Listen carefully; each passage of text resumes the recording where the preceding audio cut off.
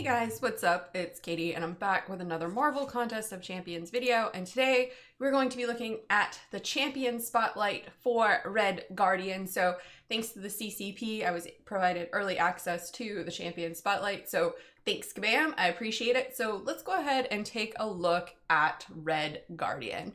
Alexei Shostakov was one of the Soviet Union's most acclaimed pilots, crediting them with air supremacy over the skies of Stalingrad and Kursk during World War II, and thus granting him national recognition. As the Cold War flared, Soviet Premier Nikita Khrushchev, I totally butchered that, determined the Soviet Union needed its own equivalent to Captain America, and seeing Shostakov's popularity chose him to fill that role. The KGB then faked his death, training him in secret and turning him into a master of hand-to-hand combat and a highly skilled athlete. So for those of you that don't know, Red Guardian is basically the Soviet version of Captain America. And so let's take a look at his mechanics. Similar to Captain America, Red Guardian uses a shield in combat. However, it's not made of vibranium and thus is more susceptible to incoming damage. Red Guardian's shield contains stacks of durability, which enhance its defensive capabilities. During combat, shield durability is lost whenever Red Guardian blocks an attack or throws a special 2. Because Red Guardian's shield is crafted from ablative material, whenever it drops to 0, durability is fractured and explodes in the opponent's face, inflicting multiple debuffs. Throughout his kit, Red Guardian has a variety of ways to trigger debuffs on the opponent. So the way you want to play him is the more debuffs, the better. Think about Mr. Fantastic, right? The more debuffs you have, the better. Well, same way here. So let's go ahead and take a look at some of his base stats. So again, these are just for 5 and 6 stars. So he's got a low health pool, he's got decent attack, and he's got decent prestige, right? 10, 6, 20. So it seems to be around the prestige where Kabam is kind of holding at. So let's go ahead and take a look at his basic abilities. Now, he is a member of the science class. He can inflict stun, trauma, slow. So we have yet another champ that can inflict slow, which is great. I love this mechanic.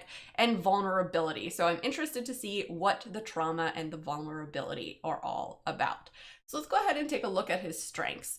Now, he never gains a buff. Red Guardian can't gain buffs. This ability might not sound great on paper, but there are a lot of circumstances where having a buff is actually a negative, like when you face Dormammu or having a Spite Node. Yeah, that kind of sucks sometimes.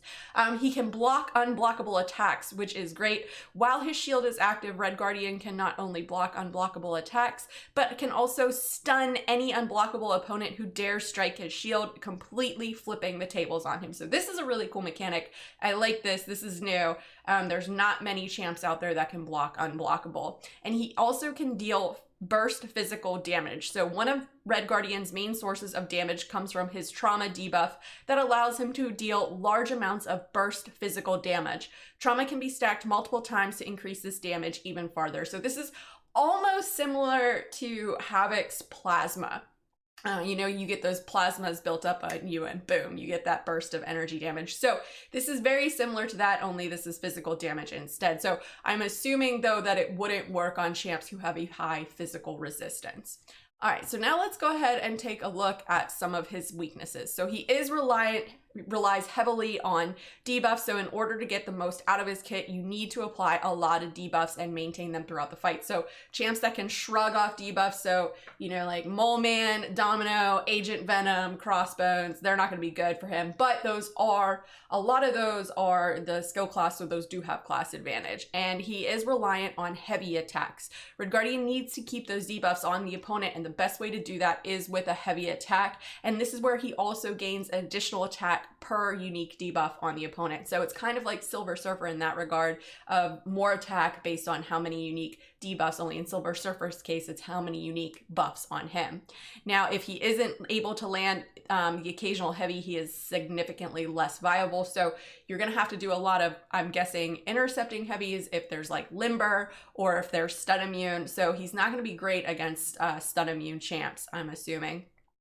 So there is that, and he is kind of squishy. He's another one of those glass cannons, it seems like, where he puts out the big damage numbers, but when his shield is active, but when, you know, when it's not, he's kind of squishy. So it kind of reminds me a little bit of Call Obsidian here. Okay, so now that we know his strengths and weaknesses, let's take a look at his abilities. So he's got the Ablative Shield, and the Ablative Shield, he starts the fight at 9 durability, and this durability can stack at a max of 10. Now he gains 1 whenever a buff attempt tries to trigger. So probably if you dexed, you know, that's a attempt to gain a buff. So you're gonna wanna probably do a lot of dexting.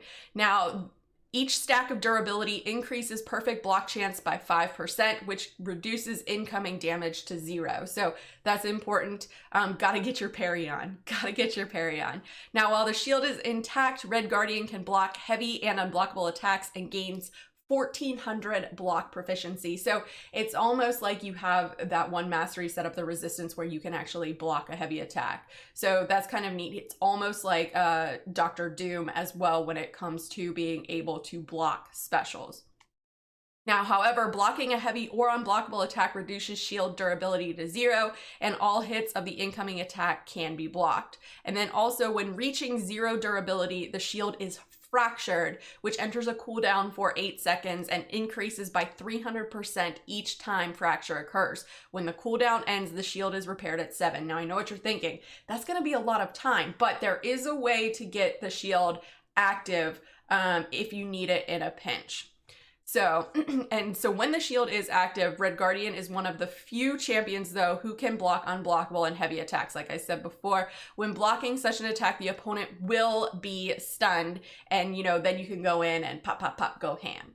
All right, so now let's take a look at on Fracture. So on Fracture, so the carbonadium shards stun the opponent for 1.9 seconds, and this also inflicts a trauma debuff on them for 3 seconds. The trauma causes each hit to deal an additional 70% of the damage recently dealt as burst physical damage, and you can stack that up to 3.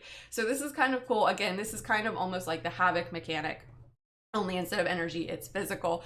So not only can he block unblockable attacks while his shield is active, but he also flips the table on the opponent with the stun, giving him an opening to immediately counterattack. So this is great for like buff toggle, unblockable, or basically any opponent who becomes unblockable in their base kit. I'm looking at you, Dr. Doom. Yeah, I'm looking at you. And Rhino. All right, so his heavy attacks also gain an additional attack rating for each unique debuff on the opponent, and it refreshes all the debuffs. So it refreshes that slow, vulnerability, and trauma debuffs on the opponent. So you do want to get those heavies going and stacking as many as you can. So let's take a look at his special attacks. His special one is called Shield Charge. So you inflict a slow for 12 seconds and you increase Red Guardian's power rate by 25%. So this is going to be great when you're going up against, you know, unstoppable champs, except for those with a natural class advantage. So of course you're not going to be able to slow Korg, any skill champ that can go unstoppable. All right, and this is honestly, this one is the best one to use at first because it gives Red Guardian an additional power rate while his opponent is slowed. So that can allow you to get to specials much quicker, and it also can help you get to a special 3 quicker in order to refresh your shield, which we'll talk about here in a minute. So let's take a look at the special attack 2, Ablative Bash. If the shield is active, he gains an attack rating throughout the special. If the attack strikes the opponent, the shield is then fractured, removing all durability, and each stack of durability that is removed grants an additional attack rating to each hit. So if you're gonna launch this, you're gonna wanna make sure you're at the max durability to increase your damage output for it.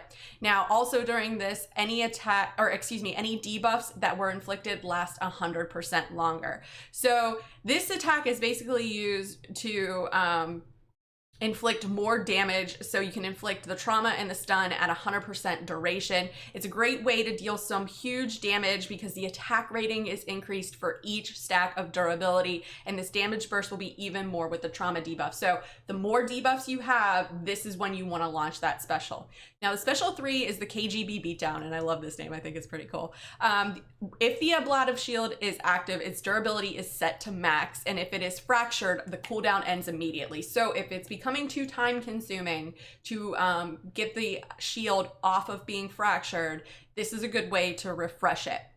Now it has a 100% chance to stun the opponent for 1.9 seconds, and it also inflicts a non-stacking vulnerability debuff for 20 seconds, which increases critical damage rating and decreases their block proficiency by 50%. Now this is, like I said, best used to repair the shield when its cooldown gets too long to wait out, and it's also a great way to gain another unique buff, or excuse me, another unique debuff in the vulnerability and the stun that gives an instant opportunity to just go in and go ham. So let's take a look at his signature ability. Max durability for the ablative shield is increased by +1 for every 40 sig levels obtained, and you can max that out at +5. Well-timed blocks have a 100% chance to prevent durability loss, and trauma, slow, and vulnerability debuffs last 30% longer. So he definitely needs to be awakened, and he definitely needs to be a high sig. So if you're gonna go for him, if you're gonna open him up for him, make sure you either have an awakening gem or are prepared to open up more crystals or grind for him twice in order to get the awakening and the sig levels put into him. This is very important for it because and the thing that's kind of different too about this is that the increase to durability works a little differently than other champions. So it caps at certain thresholds rather than like a gradual increase at each level, right? So it increases for every 40 signature levels. So you want to kind of keep that in mind when you're ranking him up or sigging him up rather. So let's go ahead and take a look at his synergies. He's got Family Reunion with Black Widow. So he becomes unstoppable while charging a heavy attack, and it's a passive unstoppable for 0.6 seconds, and the cooldown is 10 seconds. And then he's got one with Rhino and A-Bomb, and these actually help out Rhino and A-Bomb. And I'm not going to read those. He's got the Living Steel Curtain with Unstoppable Colossus and Colossus. And the one he has here with Colossus is great because for Colossus, activating any special attack has a 50% chance to trigger an unstoppable buff, lingering 1.2 seconds after the attack ends. Then he's got a good one here with Sabretooth. So while the shield is fractured, he gains an indefinite passive fury, granting plus 10% attack until the shield is repaired. So this is a really good synergy, but I really like the one he has with Omega.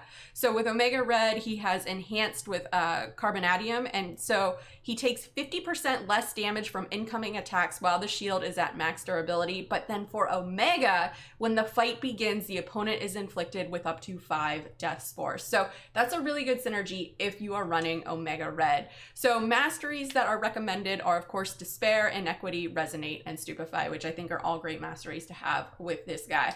But anyways, guys, that is it. That's all that I got for the champion spotlight for Red Guardian. But what do you guys think of him? How do you think he's going to be as a champ? Do you think he plays similar to Mr. Fantastic? I feel like he's like a mix of Mr. Fantastic, Colossus, and Cap Infinity War. Do you think he's going to be a dud, or do you think he's going to be fun to play? Do you think he's kind of like Call Obsidian? Let me know in the comments below and let's discuss. As always, guys, thanks so much for watching. If you guys liked what you saw and you want to see more, please remember to like and subscribe. Follow me on Instagram and Twitter, and hit me up in the Discord chat. Thanks, guys. Bye.